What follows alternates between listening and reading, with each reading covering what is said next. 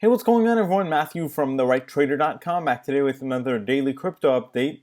Today we can see that markets are slightly lower, and I wanted to talk about why cryptos are not really moving higher. Now, it might not be what you think. You may be thinking that there's been, a series of bad news articles or something like that, but that's not really the case, right? For the most part, news has been pretty bullish, and I'm going to cover some recent news pieces in this video. But I believe that we're in a little bit of a slowdown right now, kind of waiting for the next step, and what we really will need to see to get some anticipation in the market and to get a run up started is Bitcoin getting back above $10,000. I really believe that will be the catalyst to get some hype back into the market.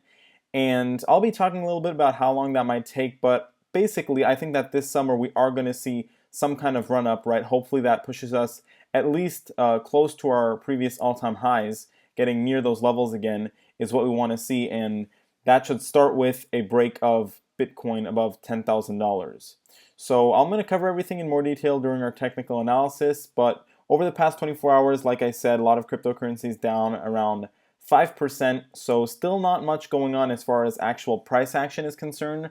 We're basically still consolidating here.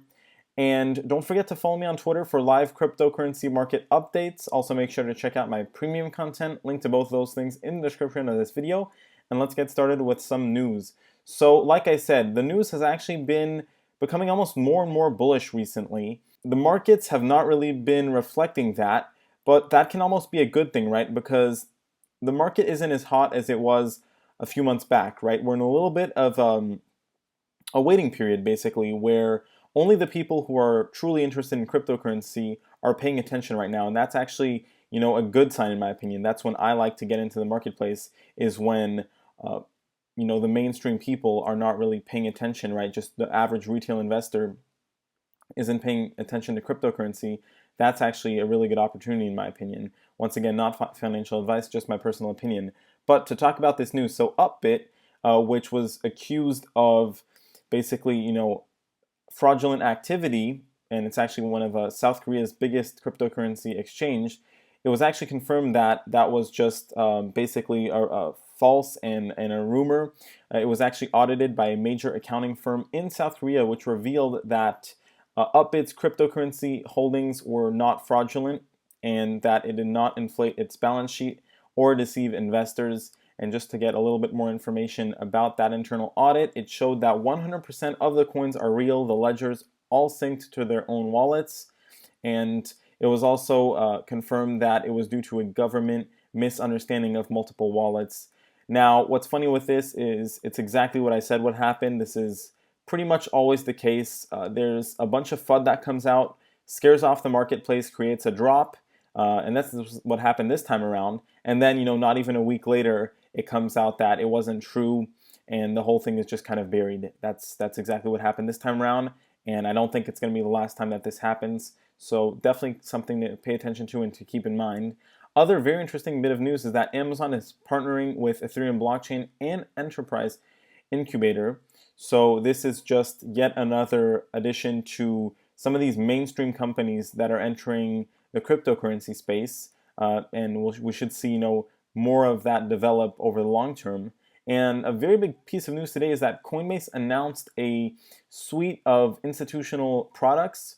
So they've kind of been moving towards this more and more, but basically they're targeting big money, they're targeting big institutions, and they already have some launch partners, as you can see here. So they're basically building up kind of a side platform for specifically, institutions and big players. Now we'll see how this will all come about. There's some pictures here, but definitely a good sign that Coinbase is looking to kind of foster that institutional side of things, and that's what's going to push cryptos to the next step at the end of the day, right? Let's go ahead and jump right into the technical analysis side of things now with Bitcoin.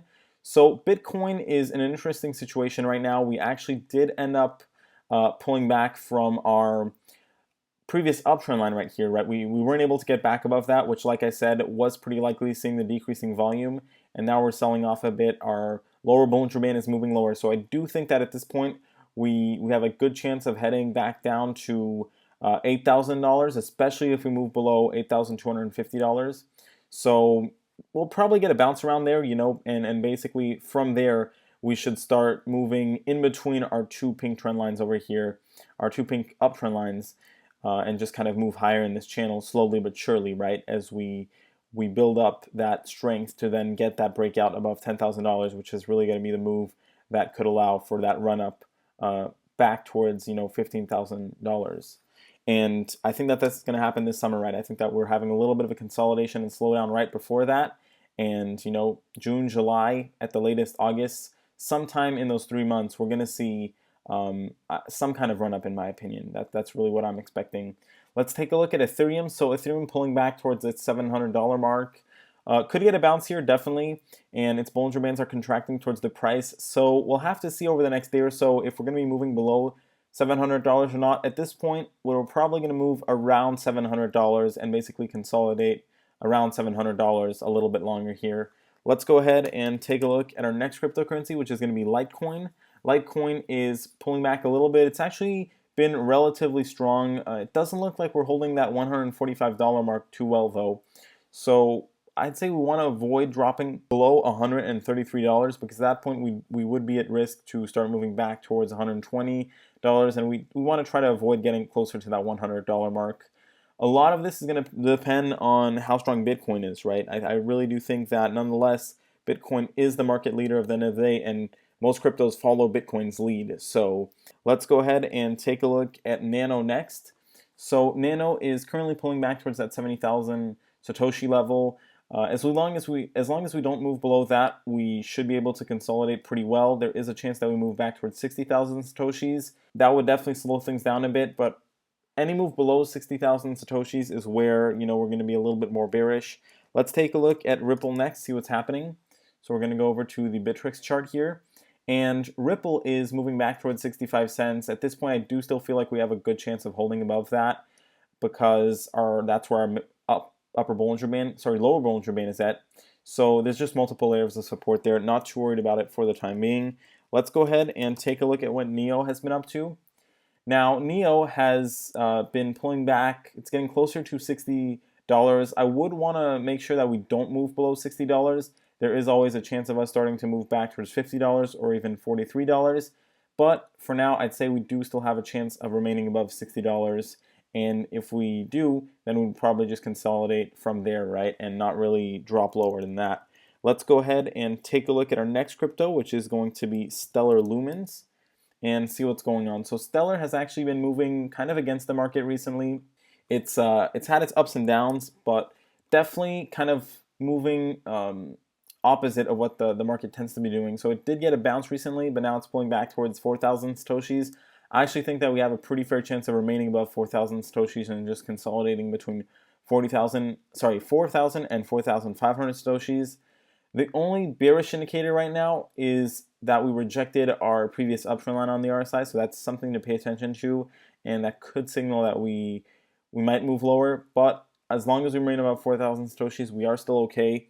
Let's go ahead and take a look at Vertcoin next and see what's going on. So Vertcoin is currently, it tried going a bit higher here, actually getting back higher into that $2 range, but we have that longer upper wick, which means that buyers weren't able to sustain those higher prices.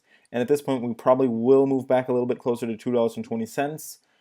Definitely a chance that we avoid moving lower than that, which would be great, right? We do want to try to remain above $2.20. And for now, that does seem possible.